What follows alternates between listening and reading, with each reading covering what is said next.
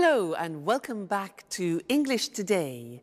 This is the second DVD of the beginner level, and in this DVD you will see 3 more episodes of our story, That's Life.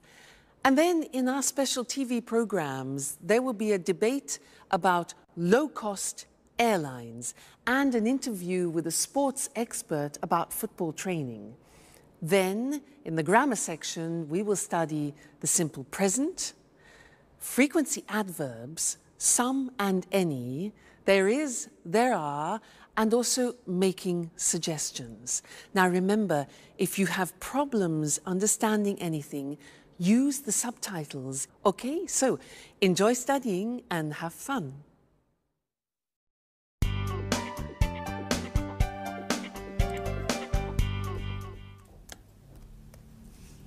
Hello, Anne. Oh, it's you, Peter. Look, this is it. Look at what? My office. Here, near my bed. Oh, I see. By the way, where are the office supplies? The computer supplies are in that cupboard over there.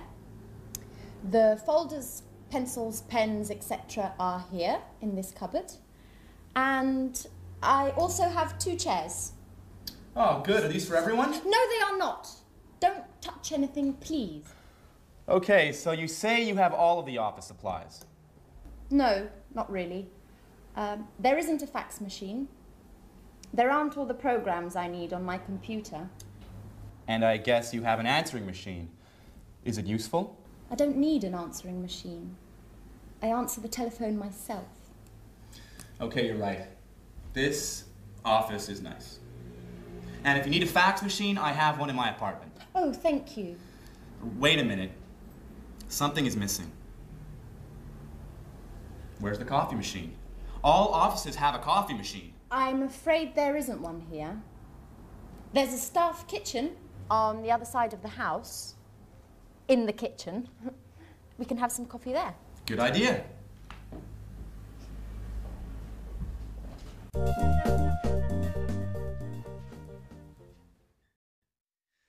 Hello and welcome back to English Today.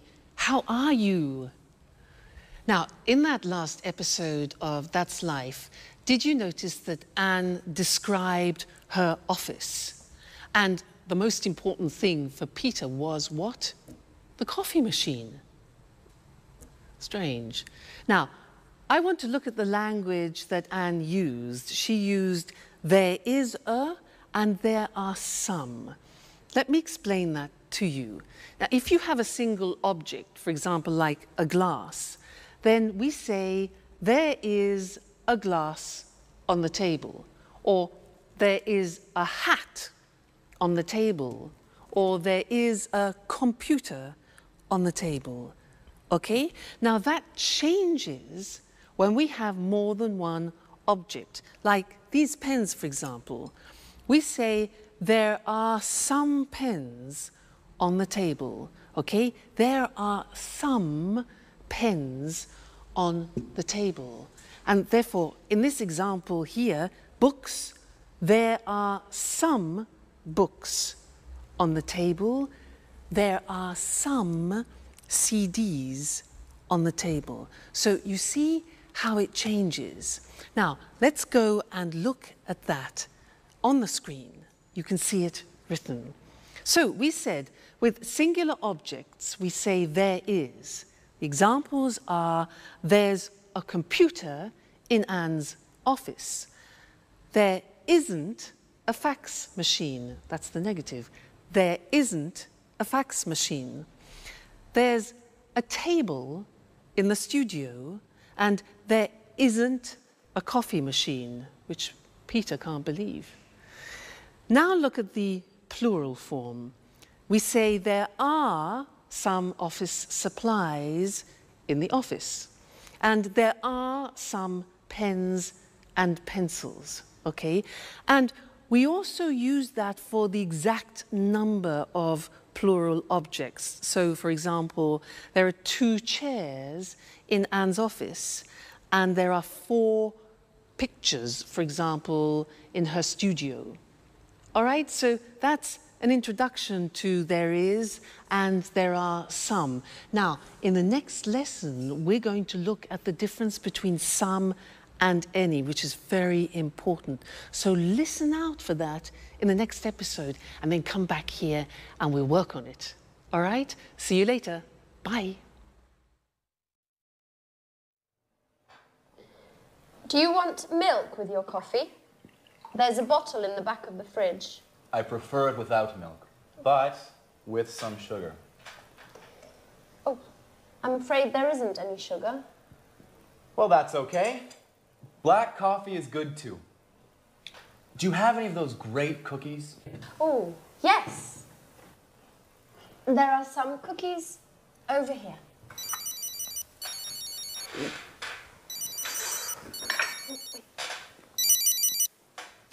Peter speaking. What? An audition? No, not at all. I'm free. Great. Bye. Well, finally, an audition. Wonderful. When? Next Monday at the Opera Theater. These cookies are fantastic. Are there any more?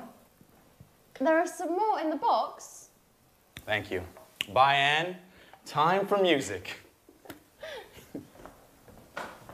Hey! Take your dirty napkin away from my kitchen.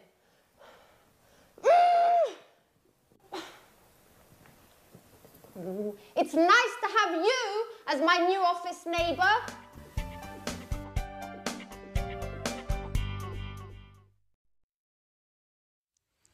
Hi again. Anne's a bit difficult, isn't she? Yeah. Now, this is a lesson about some and any. Remember, Peter said, "Can I have some coffee and some biscuits?" Well, I want to talk to you about that right now. Now, in order to understand some and any, we have to understand the difference between countable objects and uncountable objects. So, these things here are ingredients to make a wonderful English lemon cake. Let's divide them into countable objects and uncountable objects. Let's start with these. Now, these are lemons. Countable means you can count them. Uncountable means you can't count them. Can you count these? Yeah, 1, 2. So these are countable. So there are some lemons. Now, what about these? These are nuts. Can you count these? Yeah, 1, 2, 3, etc. So they are also countable. So we say there are some nuts on the table. Now, what about this? This is marmalade. Now, can you count marmalade? Well, you can count the container, but not the marmalade inside. So this is uncountable, and we say in English, there is some marmalade. It's a singular verb. So we put it here, it's uncountable. Okay? Now, let's look at this. What's this? This is salt. Salt.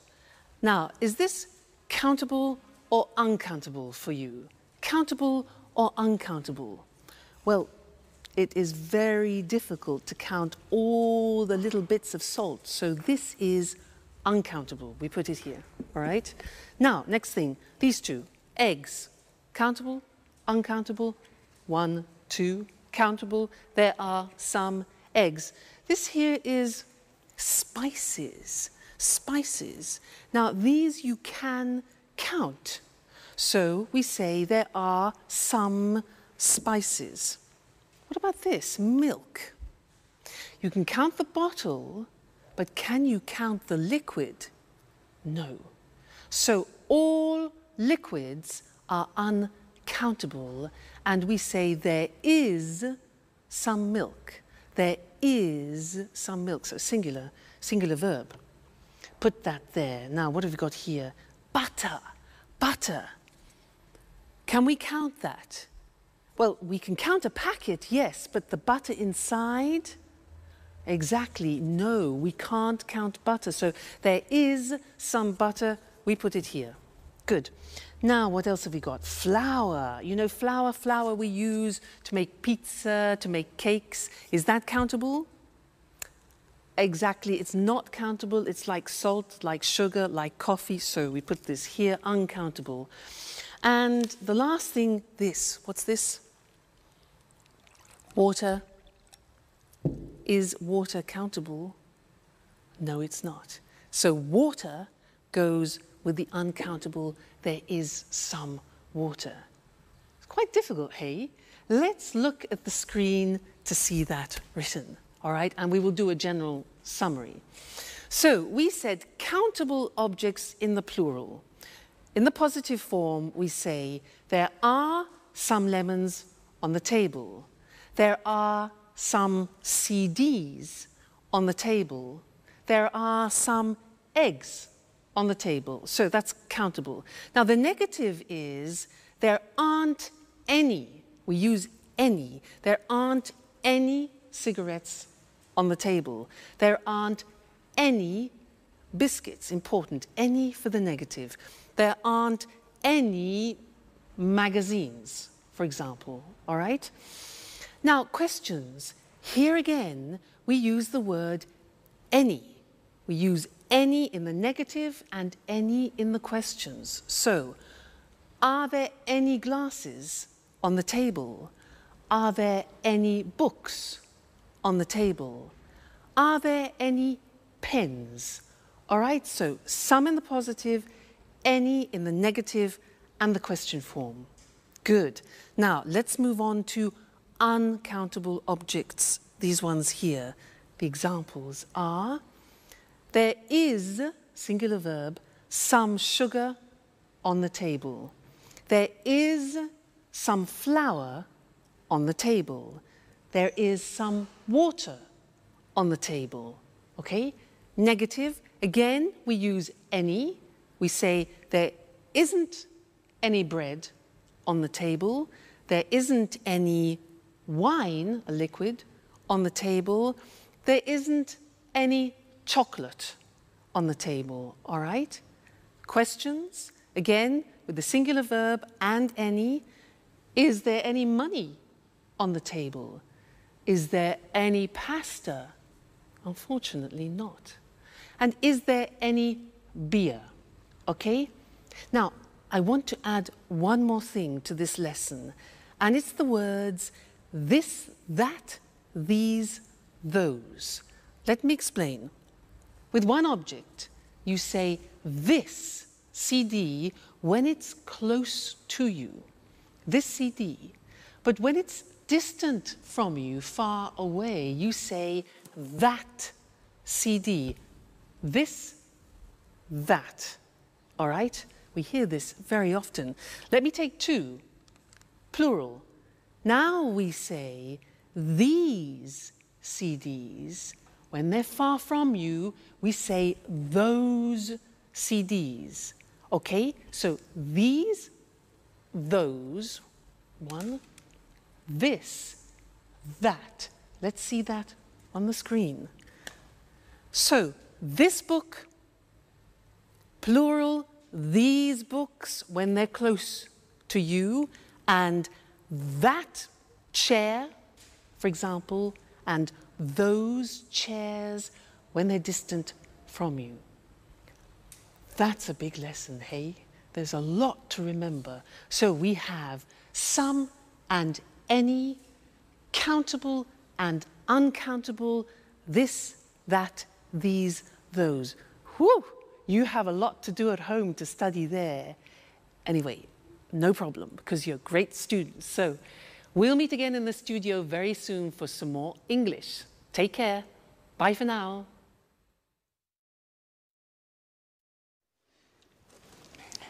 Yes, I always go shopping on Saturdays. The first thing I do on Saturday is drive to the supermarket. I sometimes go shopping on Saturdays, but usually I sleep late. I'm always so tired on Saturdays. I'm never tired on the weekend. The weekend is a time for fun. I paint, go jogging, go out with some friends. Unfortunately, I sometimes have to study.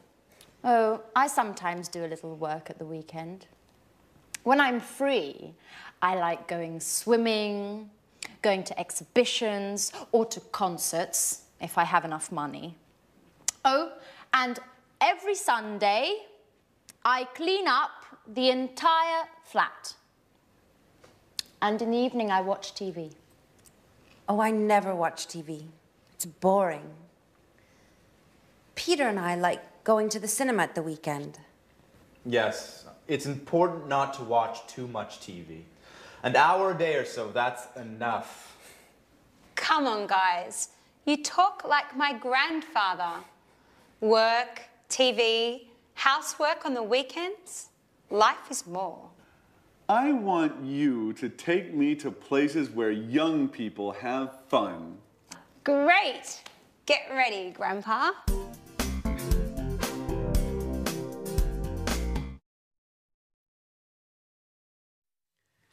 Hello and welcome back again to English Today, your live English language program.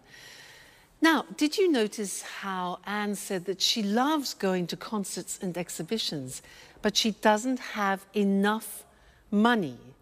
Now, this word enough, it's written E-N-O-U-G-H. The pronunciation is enough. What does it mean? Let me show you. I have a ticket here for a concert, okay? This is 45 euro. 45 euro. Now, I have 40 euro here. 40 euro, 45 euro for the ticket. It isn't enough. It means it's less, it's not sufficient. It isn't enough. No ticket, no concert. So, happens. Like Anne, poor Anne, not enough money. Now, another example, you ask me, can I have a glass of water? And I say, sure. So, here you are. You say, what? Excuse me, it's not enough. Not enough, it's not sufficient. Oh, I say, okay, fine. So, glass of water, here we go. And you say, oh, it's too much. Too much. Now, that is the opposite. When something is in excess, it's too much. Let's go back to the ticket. For example, imagine that the theatre ticket has a discount. Now it only costs 30 euro. 30 euro. I've got 40 euro, which is too much. In excess, too much. But that's great. That's not a problem. That's great. I can go to the concert. Okay? So that's enough, too much. Now, one more word. It's a small word, and it's so. When do we use so? If I say to you, you are so intelligent, that describes an emphasis. You are so intelligent. You could also say, the glass is so full, okay? So is to express an emphasis of something. So, we've studied enough, too much, and so. Let's look at those on the screen now to help you, okay? Enough, pronunciation, enough, when something isn't sufficient. There isn't enough water in the glass. There isn't enough money. Then we can also use it with an adjective. The glass isn't full enough. After an adjective, it isn't full enough. Let's move on to 2 when we talk about something in excess. So, there's too much water in the glass. There's too much money. Great. There are too many coins. Now, many is because we use it with countable things. There are too many coins. We can use it with an adjective. For example, the ticket is too expensive. The glass is too full. All right? Then the last thing was so. When you want to emphasize something, the ticket is so expensive.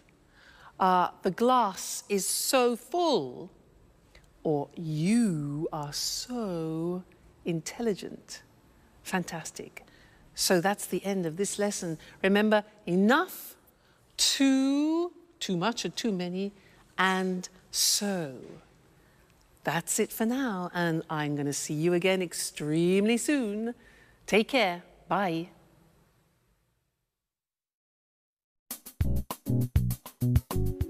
Work is so hard, guys.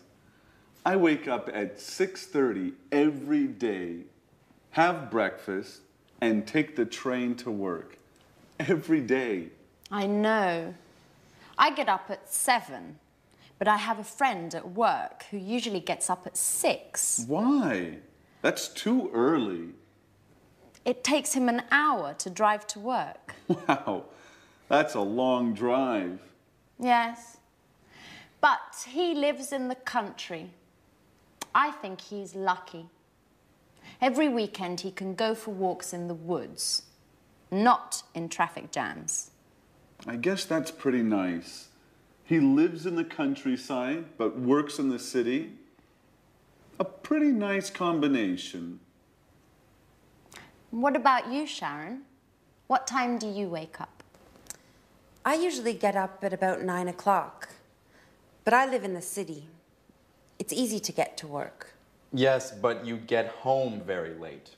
Often 6:30 or 7. You know, I sometimes have 5 or 6 groups of tourists a day.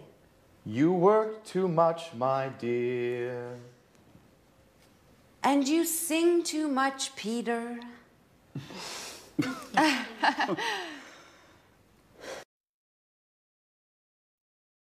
Hello again, and how are you? Now, from that last conversation, we learned that Sharon works too much and Peter sings too much. How about you? Do you work too much? What time do you get up in the morning? 6:45? 7 o'clock? 7:15? 7:30? Well, I'm going to describe my typical day, and I'm going to use the simple present to do that. All right? Well, first, I wake up at 6:45, but I don't get up. I listen to the radio and I listen to the news. Then after I slowly get up, that's difficult, and I take a shower. I take a shower. I get dressed, and then I go for a walk with Suki. Then we have breakfast together. She has dog biscuits, and I have toast, marmalade, and butter. Then I go to work on my scooter. Now, my boyfriend has a different day because he goes to work at 8 o'clock at night. Remember, he's a jazz musician.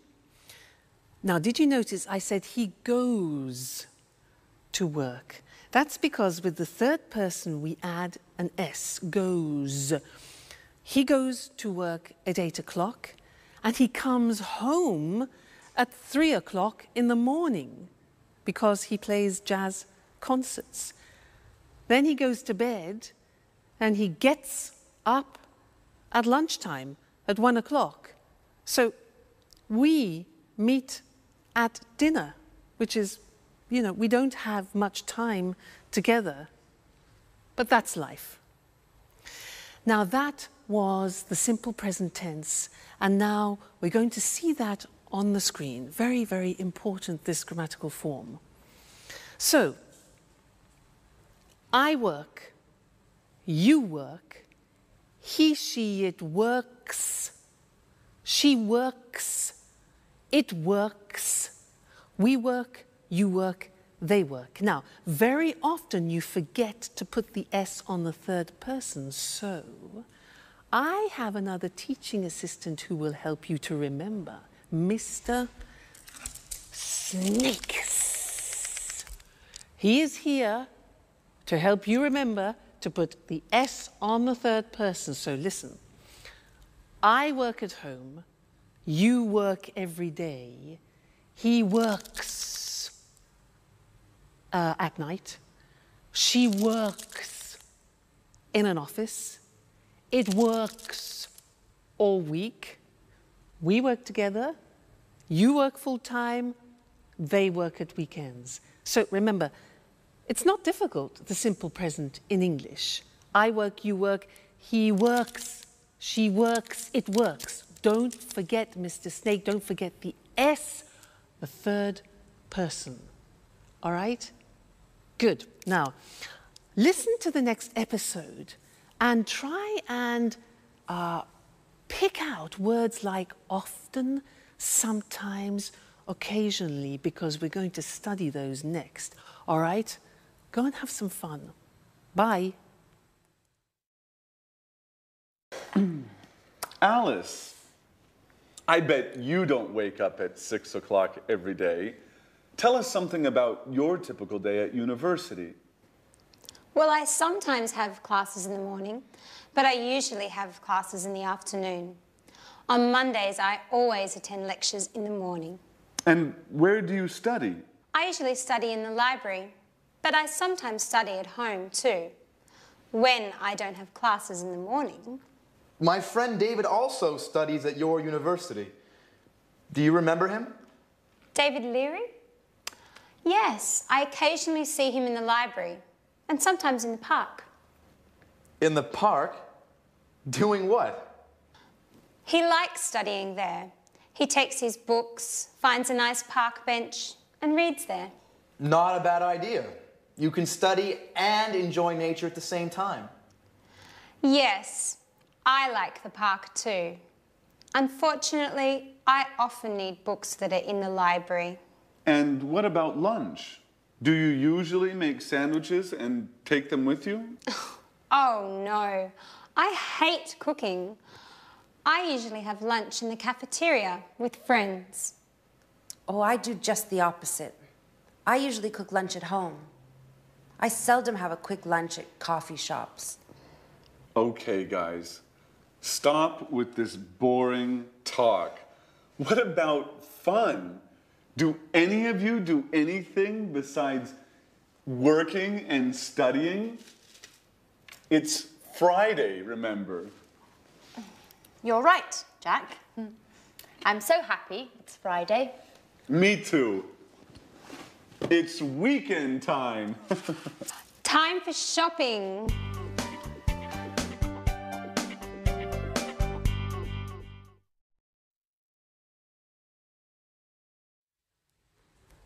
Jack really knows how to provoke Anne, doesn't he? Did you notice those words? Sometimes, always, occasionally? Because we're going to study those now. And in English, they're called the frequency adverbs. And we usually use them with the simple present tense. And they describe how many times you do actions, frequency adverbs. Now, to help me introduce them, I have another teaching assistant. This is, ta-da, Mr. Dinosaur. Mr. Dinosaur is here to help you with the frequency adverbs. Dinosaur, D-I-N-O-S-A-U-R. Now, let's see at the screen how Mr. Dinosaur is going to help you. Well, look at the screen. Now, we're talking about adverbs of frequency, things which describe how often you do something, like habitual actions. Dinosaur. Look at the screen. We have D-I-N-O-S-A-U-R. Now, these letters represent a frequency adverb. Let's see if you can find them. What do you think O is? When you do something a lot. Yeah, often. O is often. What about N? When you do, N is never. Good. N is never. What about A? Something that you do a lot. A is always. Good. What about S? S is sometimes. Very good, sometimes. Now, U is for usually. Usually, it's a habit. What about R? R stands for rarely. That's difficult to pronounce. Rarely. And the last one, look at the top. We've got D. Monday, Tuesday, Wednesday, Thursday, Friday, Saturday, Sunday is a bit strange, this. Every day. All right, so those are the main frequency adverbs.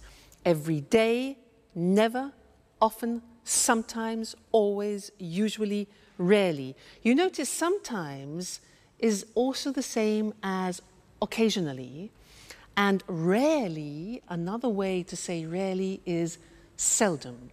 Okay, now, the important thing about Mr. Dinosaur and the frequency adverbs is where to put them in the sentence. Now, look at the examples. We put them in front of the main verb. So, I never go out. You always arrive late. He usually gets up at 7. She rarely plays tennis. It often rains in England. We sometimes watch TV. You occasionally drink wine. And the last one is different. Every day they drive to work. Usually every day we put at the beginning. But the others are always before the main verb and after the subject. Now, one problem. There is an exception to the rule, which is typical of the English language. And what is the exception? The exception is the verb to be. The verb to be is always an exception in English. Let's see how that works. Look at the example. He isn't often late. We are sometimes in a hurry. You see the position. The position of the frequency adverb is after the verb to be, not before. And that's the rule. So he isn't often late. We're sometimes in a hurry. They're never at home. And I'm always tired. So those are the frequency adverbs, very important, and we use them to describe our habitual actions. Now, in the next episode of That's Life, listen for this word, enough. Enough. It's a very strange word, because we're going to talk about that in the next lesson here in the studio. So, go and see That's Life. Bye.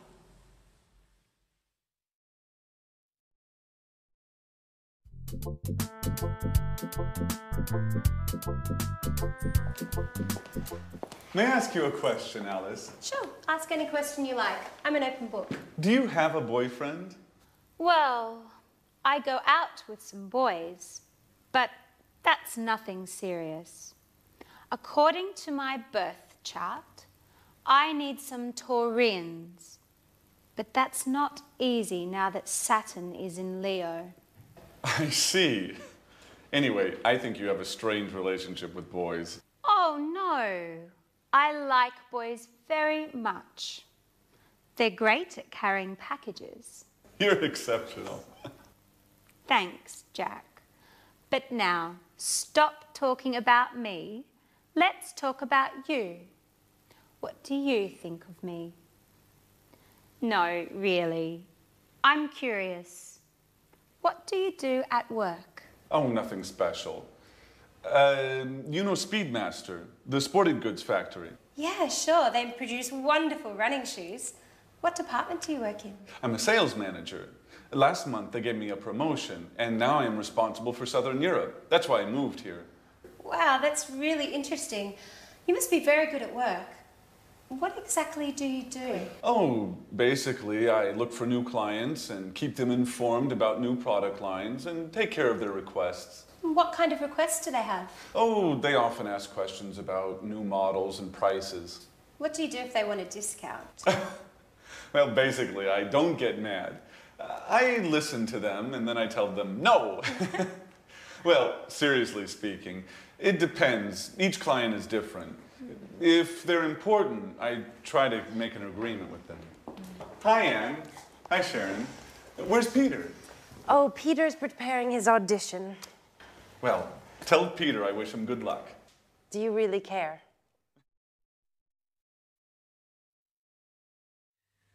Hello and welcome back to English Today for some more live English. Now, Jack, does he really care for Sharon? I think he does. Let's ask Mr. Monkey. Mr. Monkey, does Jack really care for Sharon? Mr. Monkey. Yes, he agrees, he cares. Now, in that episode, there were a lot of questions, and I want to practice that with you now. And to do that, we are going to have a quiz. I am going to change profession. I am no longer an English teacher. I have a different job. I will ask 10 questions. I will give the answers, and you must guess my new job. Now, if you guess it correctly, I will play a flight for you to go to London for a romantic weekend.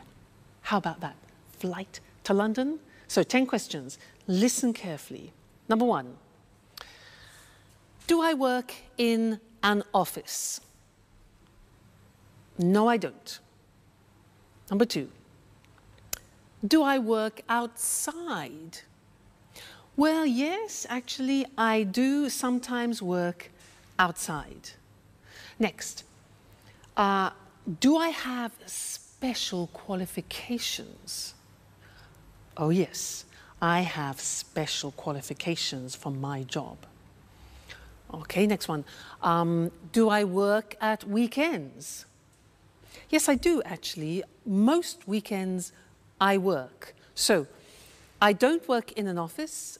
I work outside sometimes. I have special qualifications, and I work at weekends. Okay, next one. Do you travel a lot? Oh yes, I travel everywhere. I travel to America, to the Far East, around Europe, a lot. Do you earn a lot of money? Oh yes, I earn a lot of money. Next question, do you use your hands when you work? Yes, I do. I use my hands and I also use my feet. Very important. Next one, do you work with other people? Yes, that's very important. I work with other people. All right, next one. Do you use music in your job? Music? Yes, now music is very important for me, music. And the last question, do you wear special clothes? Well, yes. For my job, I have special clothes, I have special shoes, particular shoes, and I do my hair in a special way. So, I use my hands and my feet. I work with other people, I use music, I earn a lot of money, I wear special clothes, and I travel a lot. So what's my job? No.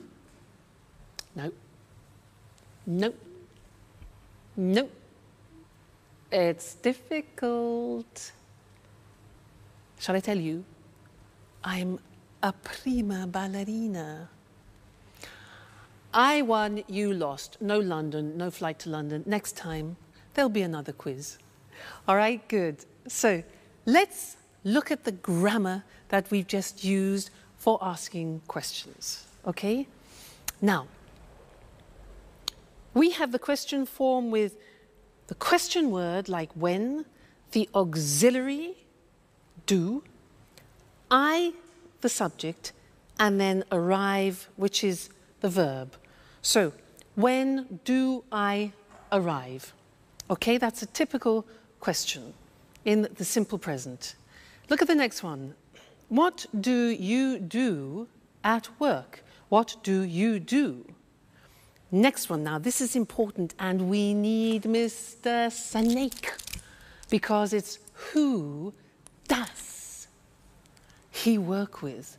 Remember, does, third person, the S, do becomes does. So who does he work with? Next one, why does she study? Third person. How much does it cost? Again, third person, it. When do we leave? Where do we live? And how do they speak English? Okay, so remember, third person does is the auxiliary plus the infinitive. All right, so those are the English question forms. Now, in the next episode, listen out for the negative form, and then we'll study that together. Okay, so have fun studying, and I'll see you again very soon. Bye.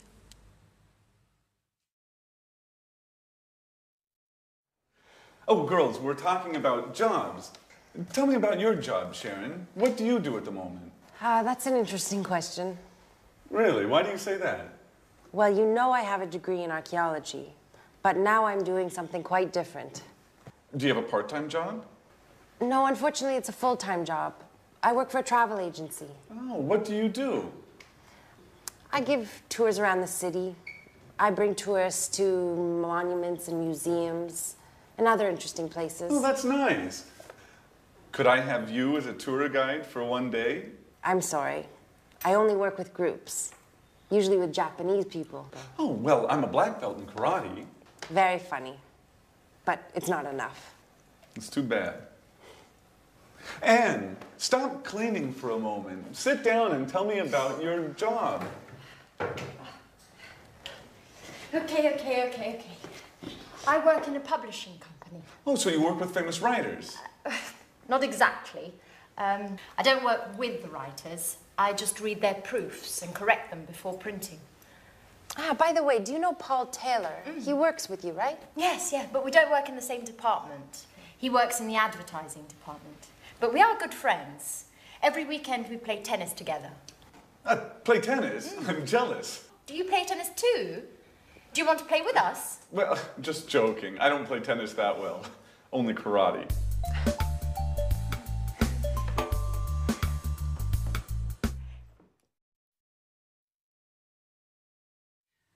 Jack, I don't play tennis very well. I only do karate. He doesn't play tennis very well. It's easy. Men. Now, anyway, it was a good example of the negative of the simple present tense. I don't play tennis very well. Now, I'm going to tell you my typical day again, but in the negative, and listen to the grammatical form, okay? I don't wake up at 6:45. I don't get up after.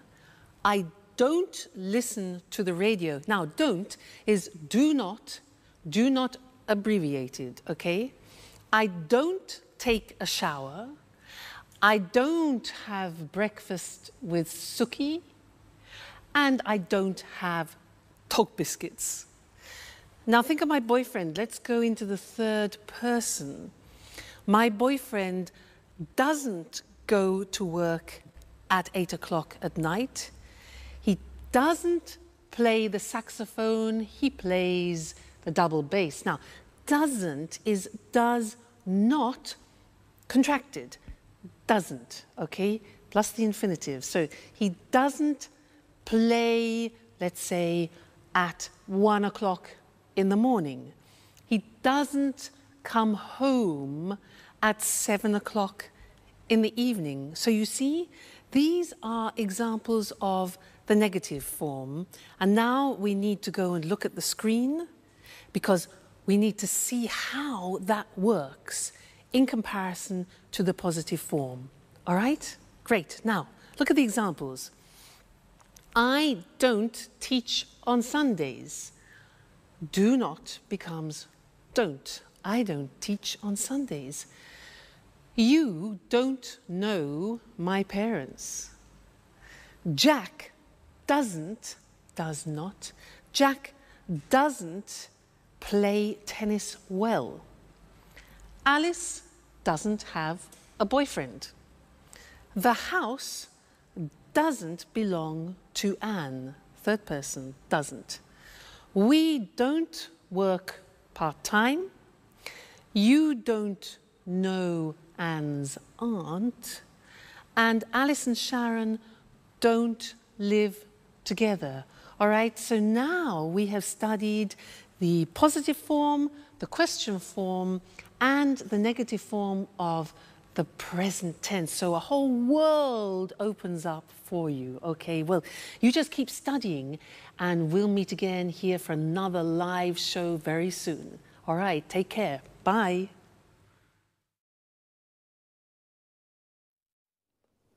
Good evening from Eric Brown. Welcome to another edition of Let's Talk. With me here in the studio are Marie and Tom. Hello, Marie. Hello, Tom. Hello, Eric. Well, today, let's talk. Let's talk about what, Marie? Low-cost airlines. Very interesting. You're right, Eric. You know, there are 90 low-cost airlines in Europe today. Really? So many? Yes, that's right. 90. Lots of people fly with low-cost airlines. Of course. It's very cheap to fly with these airlines. It's not always cheap, Marie. It's cheap to fly midweek on Tuesday, Wednesday or Thursday, but it's not cheap to fly at weekends on Saturday or Sunday. But are the planes safe? Yes, the planes are usually new, so they are safe. That's good. It's important to fly in safe planes. And what about the tickets? Is it easy to find them? Yes, it's very easy. I usually buy my tickets online with my credit card. Well, I travel a lot. Really? You're a real expert on low-cost airlines, Marie, aren't you? Yes, I am. My boyfriend lives in Berlin. Oh, and how often do you visit him? I go to see him twice a month. Oh, I see. And are the flights on time? Yes, they're usually on time. I leave work at 5:30 in the afternoon and arrive at the airport at 6. Perfect for the check-in. That's very convenient. You're lucky, Marie. Usually, low-cost flights leave from airports a long way from the city. What time's your flight? At 7 o'clock. You're really lucky, Marie. Usually, low-cost flights leave late at night or early in the morning when it's not convenient. Yes, that's true. And yes, I am very lucky. Is there any food on the plane? Yes. Passengers buy drinks and snacks. Remember, the drinks and snacks aren't free. You have to pay even for a glass of water. That's true, but it doesn't matter. I arrive in Berlin at 8:30, just in time for a pizza with my boyfriend at Bella Napoli. A very good pizzeria, the best one in Berlin. Oh, that's great, but for us, it's time to say goodbye. Okay, low-cost airlines. Today, there are many low-cost airlines throughout Europe. They're very easy to use, and they are cheap. And the planes are safe, and they are usually on time. Very interesting, very, very interesting. Thank you, Marie. Thank you. And thank you, Tom. Thank you. And goodbye. And see you again soon on another edition of Let's Talk. Well, low-cost airlines really make traveling easy. For many people, flying is very simple, like taking a bus. Now let's take a look at some very useful vocabulary and expressions you just heard. The check-in is the place where you show your passport and leave your luggage. In English, it is also a verb. We say, I check in at 7, or where's the check-in for Berlin? When we talk about cheap prices, we mean it doesn't cost very much, and expensive means it costs a lot. My ticket to Berlin is 600 euros. It's expensive. Your ticket is 100 euros. It's cheap. Her ticket is 30 euros. That's very cheap. To say what airline we use, we say fly with, followed by the name of the airline. I fly with Air Liverpool, or the type of airline. I fly with low-cost airlines. And what about when you want to ask if the plane is late? We can say, are the flights on time? If the flight is at 7 and it goes at 7, it is on time.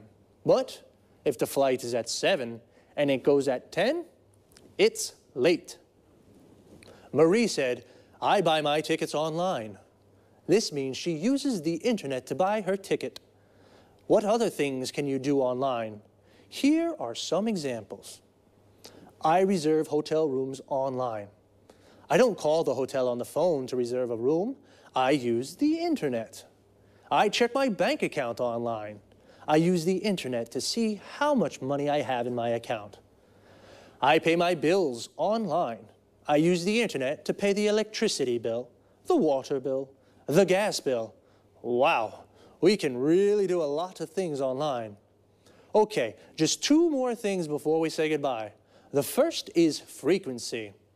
When we say how often we do something, I asked Marie, how often do you visit him? And she said twice a month. Twice a month means 2 times in a month. Once a month means 1 time in a month.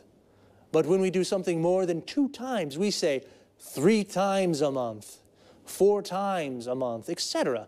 Even if we change the period of time, the structure of frequency remains the same.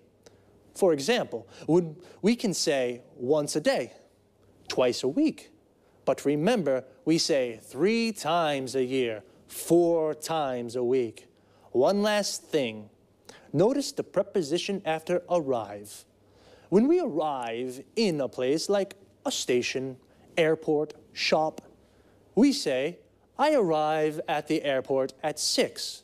But when we arrive in a city or country, we say, I arrive in Berlin at 8:30. So, we say, I arrive at the station, I arrive at the airport, but I arrive in London or I arrive in Madrid. That's about it for now. Take care and see you soon. Good afternoon to everyone. Welcome to Sports Special, the program dedicated to all sports and all sports fans. I'm Eric Brown. In the studio with me is John Forbes, our sports expert. Well, John, what are you talking about this afternoon? Football. Great, my favorite sport. It's not only your favorite sport, Eric. Millions of people love football. Of course. It's a fantastic game, the best in the world. Well, maybe, but remember, Eric, football isn't only about fame, success, and money. Oh, a lot of money. Professional footballers earn millions of euros. That's true, but football is also about hard work, fitness training, stretching, and jogging almost every day. Really? How often do professional players train? They go jogging every day at 8 in the morning, and then they work out in the gym. Ah, so much exercise. And that's not all. Really? What do you mean? Well, they also practice football 3 or 4 times a week with the team. And where do they train? They usually do fitness training at the football ground. First they do stretching, then they practice shooting. Is the coach with them during the training? Yes, of course. The coach is very important for the team. He shows the players good techniques for passing, dribbling and heading. And he decides who plays in the matches. How many matches are there in a football championship? 30, more or less. You know, football championships take place in the winter, usually from September until June. And when do they play matches? At weekends, but the big clubs also play during the week for the European Cups. Oh, championships, European Cups, training. Footballers are very busy. Yes, they are. The only time they rest is in the summer. Well, holidays only in the summer, but what about fun? For example, can the players have a beer after a match? Of course, Eric, especially if they win. A beer is a perfect way to celebrate a victory. Well, a footballer's training routine is very hard, but it is very rewarding too. Okay, thanks to our expert, John Forbes. And goodbye to all football fans and sports lovers. See you again soon for a new edition of Sports Special. First of all, football and soccer are the same thing. Football is the British word, and soccer is the American form, but they are exactly the same thing. So, let's take a look at some of the vocabulary we use to talk about football. Do you like football? If you do, then you are a football fan. Like me.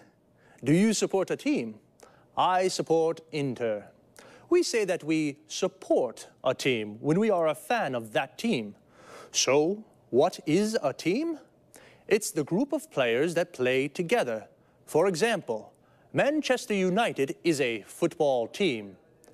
A person who plays football as a job is called a professional footballer or a professional football player. Footballer and football player are the same thing. A football player is a footballer. And every team has a coach. A coach is the person who prepares the team. He teaches techniques and how to play well. So, 11 football players make a team, and when two teams play against each other, they play a match. But as John told us, footballers don't only play matches, they do a lot of training. Training is all the exercises they do to prepare for matches. We can say, footballers do training, or footballers train. Training is the noun, and train is the verb. And what do they do when they train? John said a few. They work out in the gym. They do stretching. They go jogging. And they practice football skills. John also mentions some of the skills or techniques that footballers practice. Passing, which means to pass or kick the ball to another player. Dribbling, which means to move the ball forward with the ball. Shooting, which means to shoot or kick the ball into the goal. And heading, which means to hit the ball with your head. It's a lot of hard work. I think they definitely deserve a beer when they win. Well, that's all from me for now. Take it easy. See you next time.